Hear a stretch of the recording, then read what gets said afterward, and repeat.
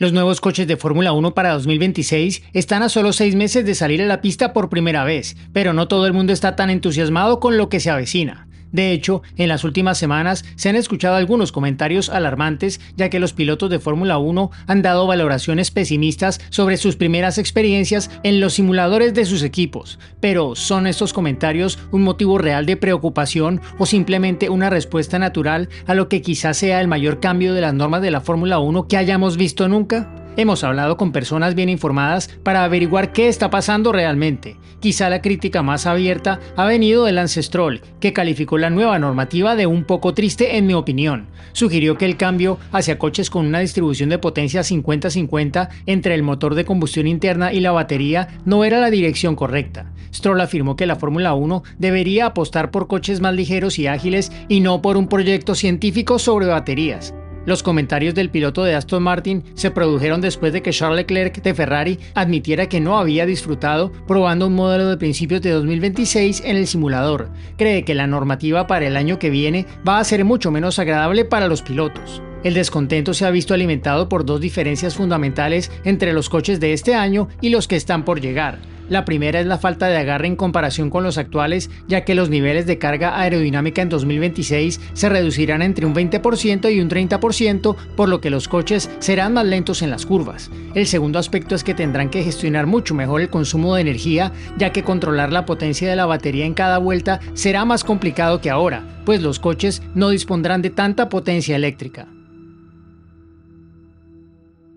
Desde el punto de vista de la FIA, las quejas de los pilotos sobre las nuevas normas son algo que ha ocurrido una y otra vez en la Fórmula 1. Los cambios en la normativa aerodinámica suelen ser objeto de críticas y no hace mucho tiempo los pilotos se mostraron reacios a los coches de 2022 antes de su llegada porque temían que fueran 5 o 6 segundos más lentos por vuelta. Al final, los coches que tenemos ahora se encuentran entre los más rápidos de la historia de la Fórmula 1. A menudo se han producido cambios en la Fórmula 1 que los pilotos han criticado antes de su introducción, precediendo escenarios apocalípticos que no se han cumplido.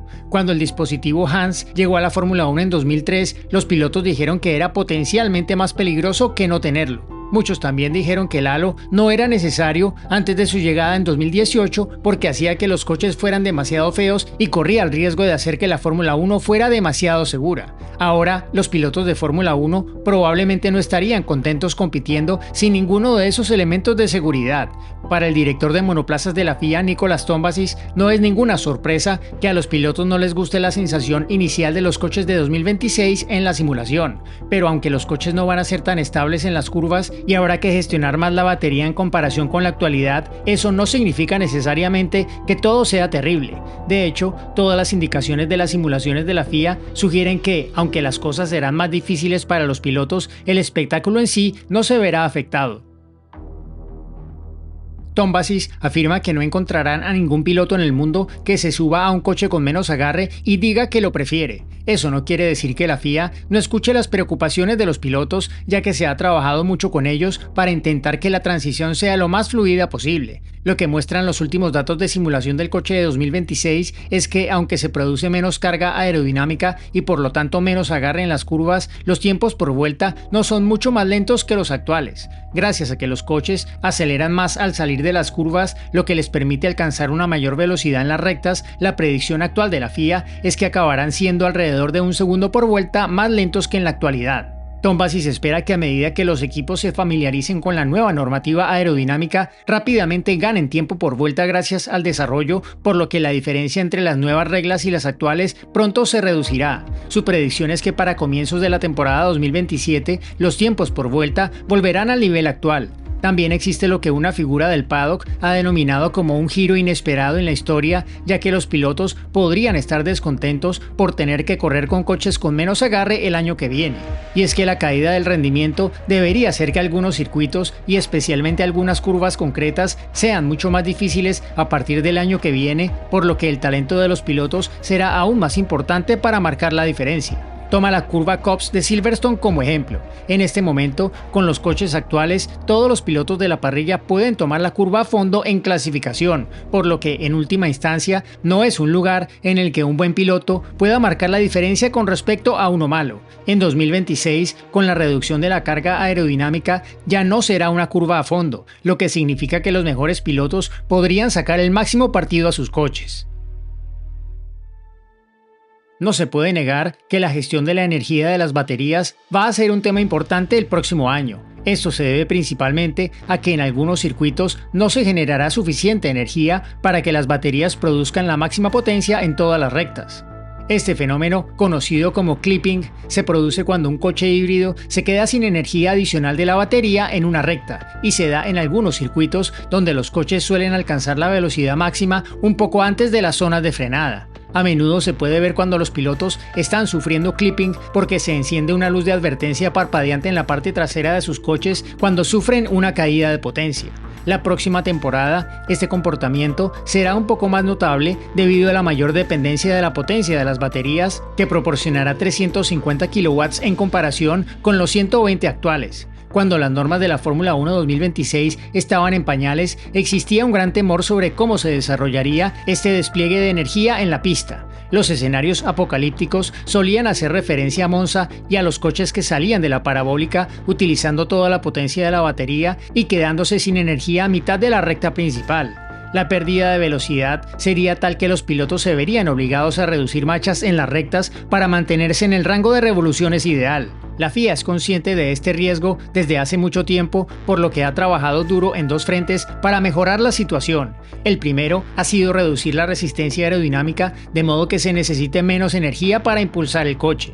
Esto se ha conseguido mediante alerones móviles que se colocan en posición horizontal cuando se activan para el modo recta y en posición vertical para obtener más carga aerodinámica en el modo curva.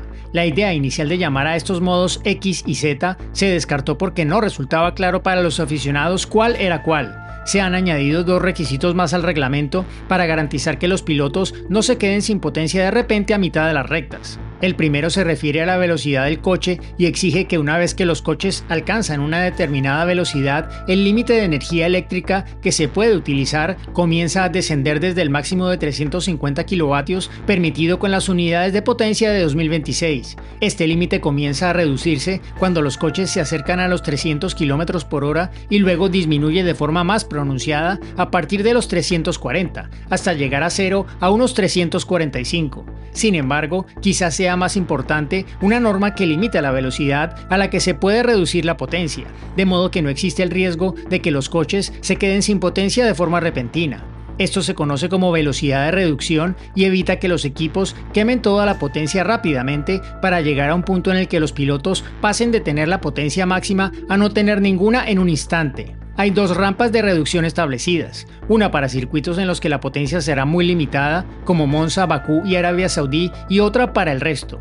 En aquellos circuitos en los que la FIA determine que la distancia con potencia limitada supera los 3.500 metros, la potencia se podrá reducir a un ritmo no superior a 50 kilovatios en cualquier periodo de un segundo. En el resto de circuitos, la tasa de reducción se limita a 100 kilovatios en cualquier periodo de un segundo. En Monza, que entra en la categoría de circuitos con potencia limitada, el MGUK tardará 7 segundos en pasar de 350 kilovatios a 0. La recta de meta tiene una longitud aproximada de 15 segundos, por lo tanto, si en teoría hubiera suficiente energía para recorrer la mitad de esa recta a máxima potencia, por ejemplo 7,5 segundos, sin ninguna restricción, con la reducción gradual se necesitarían unos 4 segundos a 350 kilovatios seguidos de 7 segundos de reducción gradual. Esto supone un total de 11 segundos de energía, lo que ahora equivale a 3/4 partes de la recta. La FIA confía en que en conjunto las normas evitarán lo peor de las primeras predicciones apocalípticas. No obstante, la FIA permanece alerta ante posibles problemas con los nuevos coches y es consciente de que puede ser necesario reaccionar si surgen imprevistos. Recientemente se ha introducido un cambio en el reglamento deportivo para limitar la cantidad de energía que se puede recuperar en determinados circuitos, dado que se prevé que en algunos sin zonas de frenada intensa sea difícil alcanzar la máxima carga de batería de 8,5 megajulios por vuelta. Ya se había introducido en el reglamento la libertad de limitarla a 8 megajulios en algunos algunos circuitos. Ahora, sin embargo, se ha añadido una regla adicional que permite a la FIA limitarla a 5 megajulios cuando sea necesario. El reglamento establece que esto se aplicará en las competiciones en las que la FIA determine que las estrategias de recuperación necesarias para alcanzar el límite anterior son excesivas. Tombazis ha explicado que la FIA ha tomado esta medida porque no quería que los pilotos tuvieran que hacer travesuras en las rectas al tener que frenar bruscamente para recargar baterías durante la clasificación. Explicó que se trata de proteger la clasificación y garantizar que sea una expresión pura de agresividad en lugar de una gestión de la energía. El reglamento técnico para el próximo año ya está bien definido. Hay cierta confianza en que, además de ser lo suficientemente rápidos, los coches también podrán seguirse mejor entre sí que la generación actual. Las primeras indicaciones también apuntan a que la sensibilidad a la altura de la carrocería debería reducirse el año que viene, por lo que los equipos no tendrán que estar constantemente persiguiendo la necesidad de correr con sus coches muy cerca del suelo y con una suspensión muy rígida para intentar obtener el máximo agarre. Pero eso no significa que la FIA pueda ahora cruzarse de brazos y esperar a ver qué pasa con los coches, porque aún quedan algunos problemas por resolver.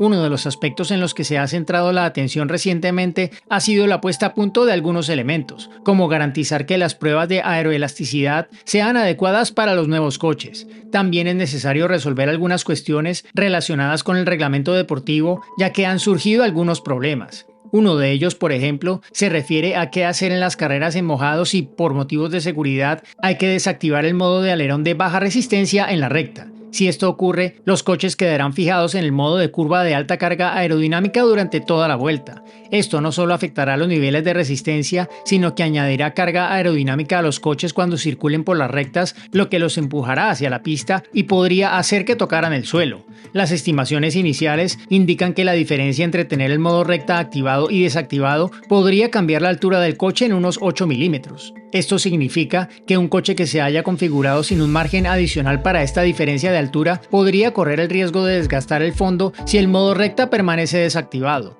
Otro elemento que la FIA espera que los equipos estén dispuestos a revisar es si se debería reconsiderar la medida de limitar la potencia en las carreras si hay problemas de distribución de energía que afecten las carreras a principios de 2026. A principios de este año, una propuesta de la FIA para reducir la potencia de los 350 kilovatios estándar a 200 kilovatios en las carreras, lo que en teoría ayudaría a los coches a distribuir su energía durante más tiempo, fue rechazada por los fabricantes, ya que no lo consideraban necesario. Por ahora, la propuesta está descartada, pero podría volver a estar sobre la mesa dependiendo de cómo se desarrollen las cosas cuando veamos los coches en acción por primera vez a principios del año que viene.